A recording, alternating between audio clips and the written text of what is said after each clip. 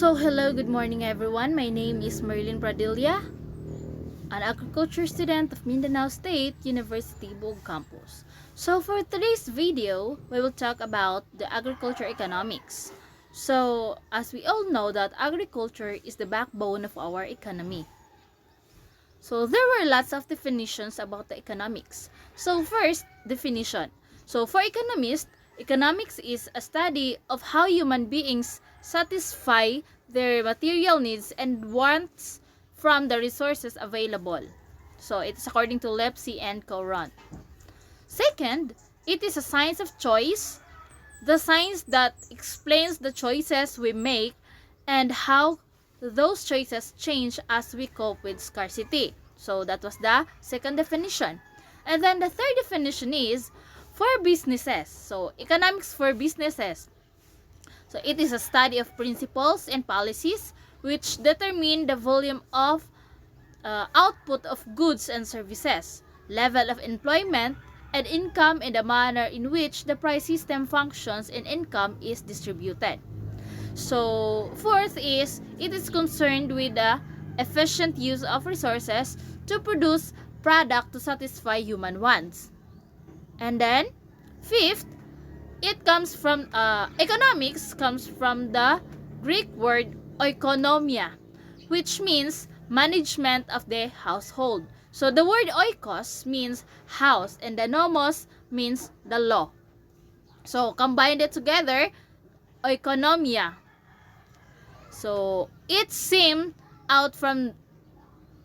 also seemed out from the two realities. First is the limited resources available and the unlimited needs. We have the limited resources of the raw materials and of the products, but we have the unlimited needs. We are not satisfied with only one product or with only one material, but it is unlimited. Then next is, it is the study of how man and society, with or without the use of money, employs scarce productive resources to produce various commodities over time and distribute them for consumption now and in the future. Among various people and groups in the society, it is according to Samuelson. There are these three elements of economic perspectives. What are those? First is the scarcity, and then the rational behavior and the marginalism. We will talk about the scarcity. What is scarcity? Scarcity is a condition in which resources available are insufficient to satisfy human wants. Scarcity, it is where resources are available but insufficient. Di pa rin siya sapat to satisfy the human wants.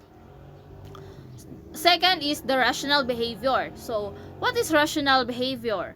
Rational behavior, economics is grounded in the assumption of rational self-interest, meaning to say, individuals make rational decisions to achieve the greatest satisfaction or the maximum fulfillment of their goals. We have this kind of behavior that we always make this decision to achieve our greatest satisfaction in life or to achieve our main goal or our common goal. Then next is the marginalism. What is marginalism? Marginalism in economics, choices are made based on the additional benefit or additional costs that will be incurred in making a particular decision. In marginalism, it is the economic choices based on additional benefit from the products or choices made based on the additional costs for the product. The next is scarcity has these three basic concepts. What is this? First is the choice or choices. Second is the trade-off, and then the opportunity cost. We will talk about the choices. What is choice? Because of limited budget, consumers make choices among several goods and services available. So because of limited resources, businesses choose between the different combinations of inputs to produce a certain product. So choices means there are lots of choices that they can offer or that they can get. So because of the limited resources, so it is the consumer's choice to buy several goods and services that are only available in that market, or it is the business's choice between different combinations of inputs that they are going to use to make an output. And then next is the trade-off. So it is a choice between alternative uses for a given quantity of resources. Using resources for one purpose means that the same resources cannot be used for another purpose. In other words, we give up something to get something else. So in trade-off, as we can see that we give up something to get something else. So it is mean that we give up what really we need to get what really we want. That's it. And then next is the opportunity cost. So opportunity cost, it is the real economic cost of a good or service produced or measured by the value of sacrifice alternative. So it refers to the cost or value of the highest valued alternative we give up in offering our chosen alternative. So it is the real economic cost of a good or services. So next is the foundation of economics. So these are the two facts that dominate our lives. First, we have limited resources. So as we can see, or as what we observe, that we have these limited resources from our natural resources. Just for example, our raw materials like the crops, the woods, or anything that we can get as a raw material to produce an output or another product. So second is we have these unlimited wants. So wants are the desires of consumers to obtain and use various goods and services which give pleasure or satisfaction. So it is generally classified as first necessities and the luxuries. So what we have this unlimited wants, though we have the limited resources, but we have these unlimited wants. So we all know that humans are always unsatisfied of what we have. We always want this, even though we have everything in our lives. So needs are basic necessities for survival, like food and water and shelter. So needs is different from wants, because wants is what we desire, what we can live without without the things we want, but we can't live without the things we need, like food, water, and the shelter. So next is the factors of production or scarce resources. So first, land. So land refers to all natural resources, all free gifts of nature which are usable in the productive process. So the payment received by owners are remuneration for land is called rent. So just for example, this one. So land. So it is refers to the natural resources, all free gifts of nature. So we all know that land is a free gift of nature. It is already there, and then it is also usable for us to produce different kind of products in any process we want. So the payment received by owners, just for example, I am a farmer, or I am a farmer. So I have this very wide farm, and then I have this my tenant. So what they gonna do is they work for me. So they work in my own farm. Then so that they won't have the rent, I pay them. So if they want also to just for example build their house, then they will pay for rent. Then second is the capital or investment goods. So it refers to all manufactured aids to production. It includes the tools, the equipment, machinery, factory, storage area, transport and distribution facilities, includes the capital goods. So financial capital, on the other hand, is the money used to purchase the capital goods. So the remuneration for the use of capital resource is called the interest. So capital or investment goods. So if you want to have a business, you need to have your own capital, or you need to have an investment in any of the companies so that you can earn. So what you have to do is to work for your money. So just for example, the very trending business nowadays are the online business. So you invest in the business in online, and then you work for it. Because if you won't work for it, and then you won't get your profit. So your profit based on what you based on your efforts. Then next is the labor. So labor refers to all man's physical and mental talents usable in the production. So remuneration for labor resource is called wage or salary. It is the physical efforts expended by man in the production process. So just for example, in the labor, those manufacturing workers, those are the examples of the laborers or labormen, in which they are paid by their weekly salaries or their monthly salaries. So next is the entrepreneurial ability or the entrepreneurship.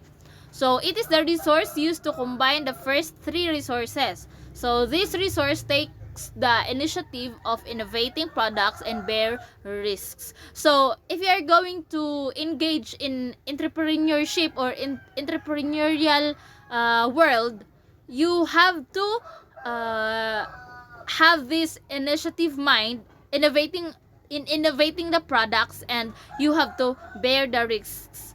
You have to bear, or you have to to always be ready on what may possibly happen in the near future.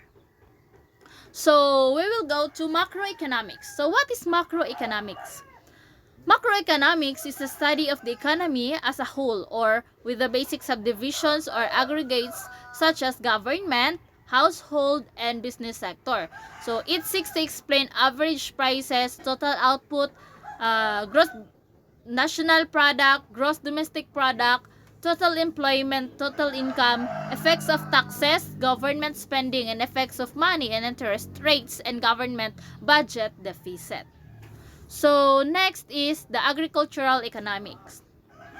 What do you mean by agricultural economics?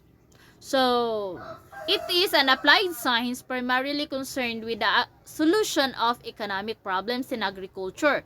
So it is also concerned with the identification, description, and classification of economic problems in agriculture in order to solve them. So such problems include financing, production, and marketing. So agricultural economics, it is a science that primarily concerned with the solution of economic problems in agriculture. So like here in the Philippines, we are agricultural country. So we have the high rate in agricultural economics, but I don't know nowadays what is happening.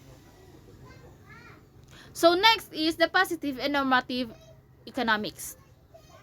So what is positive economics?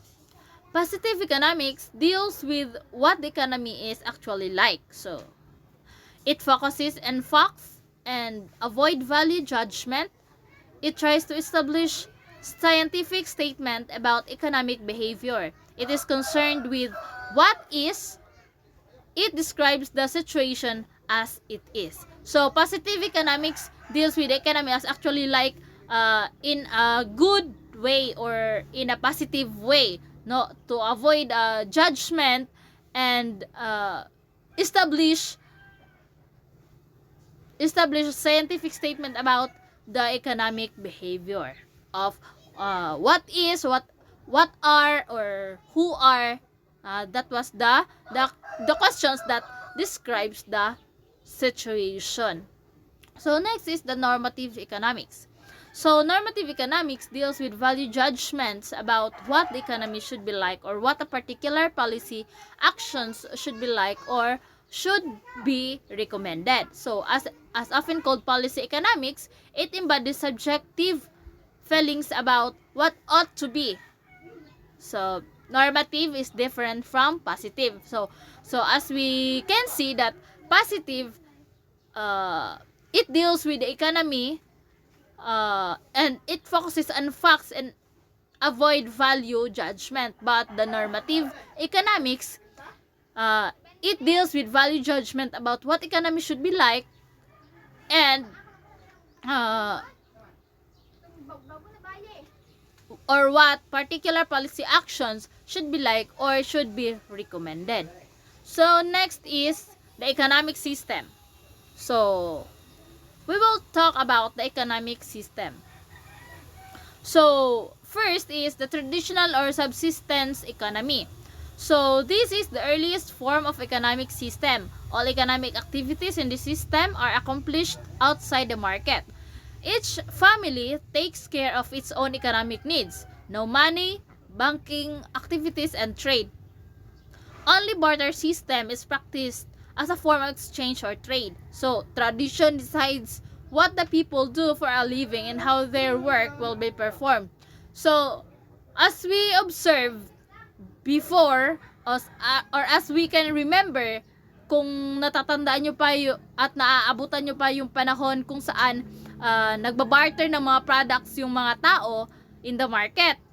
So just for example, those people near the mountain areas and those people near the seashore. So yung mga gulay na binababa ng mga tao mula sa mga mountains or mula sa mga bukid, dinadala nila dun sa market. Tapos yung mga tao na nasa tabing dagat, yung mga isdang nahuhuli nila sa dagat, dinadala nila sa market. Tapos dun sila nagbabarter, exchange of products or exchange or trading of products. So next is the capitalism or market economy. So free enterprise by laissez-faire. So in this system, the means of production is owned and controlled by private individuals or groups. So government plays only a relatively small role, and it is the market that determines how much resources are allocated. So nations' economic decisions are the result of individual decisions of buyers and sellers in a marketplace. So the people's decisions act as votes, and they accomplish this by buying a particular product. So consumers play a key role in determining what to produce. So in capitalism, so it is commonly owned and controlled by the private individuals or groups. Just for example, the private companies or the private corporations that is managed by their owner. So government only plays small role in this kind of business in order to connect this business into the public. So next is, so for this economic system to work, the following factors would be considered. So first is the private property. So private property, this refers to exclusive right of a person to buy, keep, use, and sell or give anything to value. So just for example, there is a private compound is owned by the business owner, or who is owned by a kind of rich man. So second is freedom of enterprise. So this means that private business are free to obtain economic resources. And then the freedom of choice. This means that owners can employ or dispose of their property and money as they see fit. It also means that workers are free to enter any lines of work which they are qualified. So, in a freedom of choice, it is the owner's choice to employ if he or she will employ or dispose of their property. It is their choice because it's their own. And then next is the self-interest. So each economic unit attempts to get what is best for itself. So self-interest, you will get what you want or what you desire.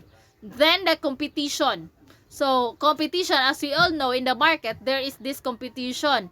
So it's up to you if you will high or low the prices of your product. But take note that if you're going to high the price of your product, then remember that there is this suggested retail price for it. So next is the markets and prices. So market serves as coordinating mechanism, and prices serve as guideposts on which resources owners, entrepreneurs, and consumers make and revise their free choice as they pursue self-interest. And then next is the limited government. So next we will talk about the command economy or the communism. So in this system, the economic decisions are made by the government.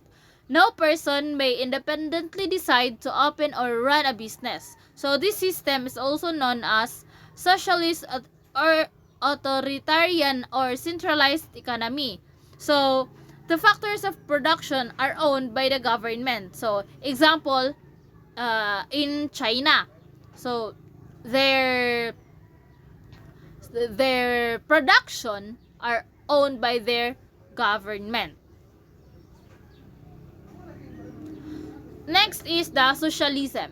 So in the system, the government owns and operates many of the nation's major industries such as banks, airlines, railroads, and power plants, but allows individuals to own their businesses, including stores, farms, and factories. So, pricing, allocation, and production methods are mainly determined by market forces. However, the government may intervene for specific objectives. So, just for example, in Sweden, so today, when socialism is mentioned, it is often to refer to the mixed economic systems that have emerged in Western Europe. The term mixed refers to the mixture of regulated capitalism and a socialistic version of communism in the sense of public ownership of the mean of production. So next is the fascism. So this economic system is more easily associated with political regimes in which power is centered largely on a strong one-man dictatorship, or in any case, a one-party dictatorship. So, big industries support the objective of the state. Under the economic system, the function of the market mechanism is inoperative since one or few companies exert great monopoly power. So, the choice of what types of goods would be produced and what types of industries would grow. Of course, there was private ownership, but with great limitations on personal freedoms enforced by the leadership, the choices open to private enterprises were indeed limited. So thus, fascism is more easily identified as a political system with elements of a strong dictatorship enjoyed by a single man in group, say a military junta. So next is the demand. What is the demand? Demand is defined as a schedule which shows the various demands of a product which consumers are willing and able to purchase at a specific price in a set of possible prices during some specified period time. Then, the quantity demanded of a good or service. It is the amount of a good or service that consumers plan to buy during a specific period of time. So, the quantity demand of the product and of a good or services of those who offers this kind of product. So, law of demand. So, law of demand states that as price falls, the corresponding quantity demanded rises, or alternatively. So, as price increases, the corresponding quantity demand falls. Other things, ceteris paribus. So, it is ceteris paribus. In other words, there is an inverse relationship between prices and quantity demanded. So, as we can observe that if the prices of the product falls, so the quantity demanded rises. So, marami yung bibili kapag nag-roll back. Just for example, may promotion, 50% promotion of that product. So, many people will choose to buy that kind of product. And alternatively, so kung tataas naman yung presyo or the price will increase, then the corresponding quantity demanded falls. Just for example, yung gasolina natin ngayon, tumaas yung halaga ng gasolina. So, yung the numbers of the people or of the consumers that uses the gasoline, just for example, dati palagi silang umaalis kasi walang paki sa presyo ng gasolina kasi maliit lang yung presyo or kayang-kaya lang ng budget. So, they will go anywhere, everywhere. Pwede silang umalis kahit ngayon, mamaya, or bukas. But, as the price of the gasoline increases, so mas nagtitipid na yung tao, di na masyadong nagkukonsume ng ganong klaseng produkto kung saan ito ay may mataas na presyo. So, supply is defined as a schedule which shows the various demands of a product which producers are willing to and able to produce and make available for sale in the market at each specific price in a set of possible prices during some specified period of time. So, demand, when we talk about demand yung kailangan. So, supply, yung binibigay or pinoproduce. So, market supply is the sum of all individual producers or firms supply in the market. The quantity supplied of a good or service. It is the amount of a good or service that producers plan to sell during a specific period of time. Then, next is the law of supply. So, kanina may law of demand and then now, may law of supply na naman.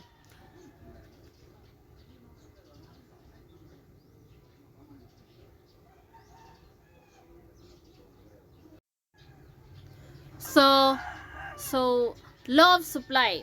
Law of supply states that as price falls, the corresponding quantity supplied decreases or alternatively.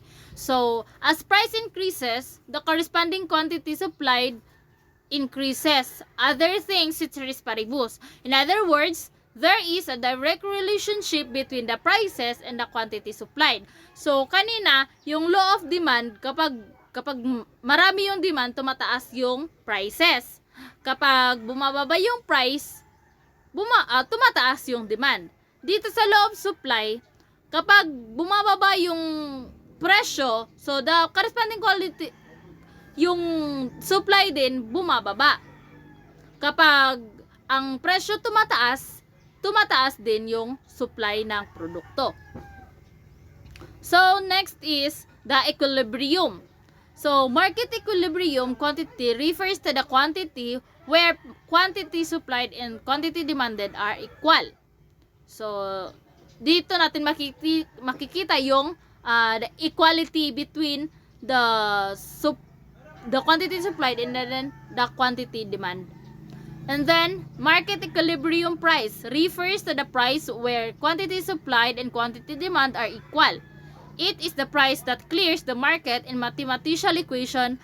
Market equilibrium is shown as like this. So, quantity demand equals quantity of supply. So where QD is the quantity demand and QS is the quantity supplied. So a surplus occurs when supply is greater than the demand. So there is the surplus. Surplus will cause a competitive bidding. So down of price by sellers eager to relieve themselves of their surplus. Next, a shortage occurs when demand is greater than the supply. It will cause a competitive bidding up by buyers pushing the price up toward equilibrium price and quantity. Oh!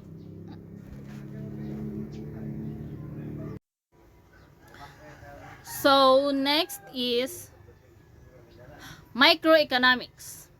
So,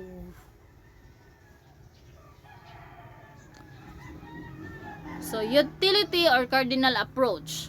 Utility refers to the ability of a good to satisfy a human want. The utility of a good or service is the satisfaction or pleasure one gets from consuming it. So, total utility refers to the entire amount of satisfaction a consumer receives from consuming a good at various rates. The more of an item a consumer consumes per unit of time, the greater will be the total utility or satisfaction received from it up to a certain point or saturation point. So next is the marginal utility. It is the extra satisfaction a consumer realizes from an additional unit of a product or the change in total utility as the quality of the good is changed. So next is under pure competition, or total approach. So perfect or pure competition is characterized by first, a large number of sellers and buyers of the commodity, each too small to affect the prices of the commodity. Second, outputs of all firms in the market are homogeneous. Third, perfect mobility of resources. Fourth, the consumers. Resource owners and firms in the market have perfect knowledge of present and future prices and costs. No restrictions in the entry in the industry. In pure competition markets such as most in agricultural product, price is a given by the intersection of market supply and market demand curve. So producers or sellers, these are generally price takers. An individual seller's demand is perfectly inelastic. So it is because all firms acting independently but simultaneously can increase price by reducing the output. So we will go to the pure monopoly. So pure monopoly refers to the form of market organization in which there is a simple firm producing a commodity for which there are no substitutes. So the firm is the industry and faces negatively sloped demand curve for the commodity.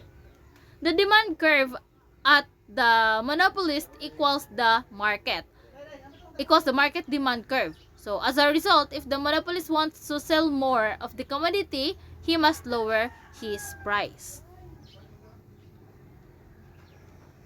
So next is the oligopoly. Oligopoly is a market organization in which there are a few sellers of a commodity so that the action of each sellers affect to the seller. Then the monopolistic competition. Monopolistic competition refers to the market organization which there are many firms selling closely related but not identical commodities. So because of this product differentiation, the seller has some degree of control over the price he charges and thus face a negatively sloped demand curve. So however, the existence of many close substitutes severely limits his monopoly power and results in a highly elastic demand curve. If a single firm is monopolistically competitive, industry lower its price. So it will move down in the long. Its highly elastic demand curve. It increases its sales substantially. However, if all firms in the industry lower their prices simultaneously, the sales of each firm will increase by less. So, konti lang yung increase ng sales ng isang firm. So, macroeconomics is concerned with performance of the economy as a whole or with larger sectors of it, such as government, business firms, and households.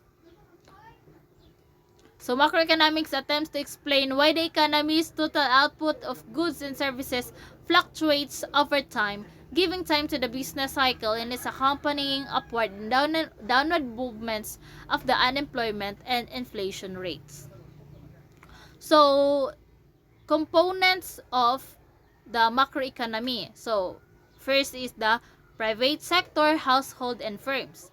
Then the government, public sector.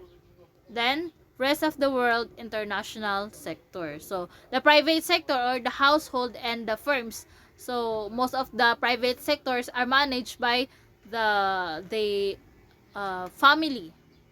And then, government sector, which is managed by the public. So, anyone could manage. Then, the rest of the world, so international sector, every nation. So, transfer payments are cash payments made by the government to people who do not supply goods, services, or labor in exchange of these payments. So, exchange of SSS benefits, veterans, and welfare benefits. So, three market arenas. Goods and services market. So, these are the business firms, which is the major supplier sector. And then the labor market or the household is the major supplier sector to business firms and the government. So, lastly is the money or the financial market. So, the gross national product. It is the value of the total output produced with labor or capital owned by the Philippine nationals regardless of location in the specific period. So, gross national product of the Philippines consists of the total output produced by land, labor, capital, and entrepreneurial talent supplied by Filipinos. So, whether these resources are located in the Philippines or abroad. So, gross domestic product. Gross domestic product refers to the market value of all final goods and services produced and consumed within the country's jurisdiction in a given period. So, it comprises the value of the total goods and services produced within the boundaries of the Philippines, whether by Filipinos or foreign supplied resources. So, that was the end of my presentation. I hope you gain something from it, or you've learned something, or you've learned something from my discussion. So, thank you for watching and see you on my next video. Thank you.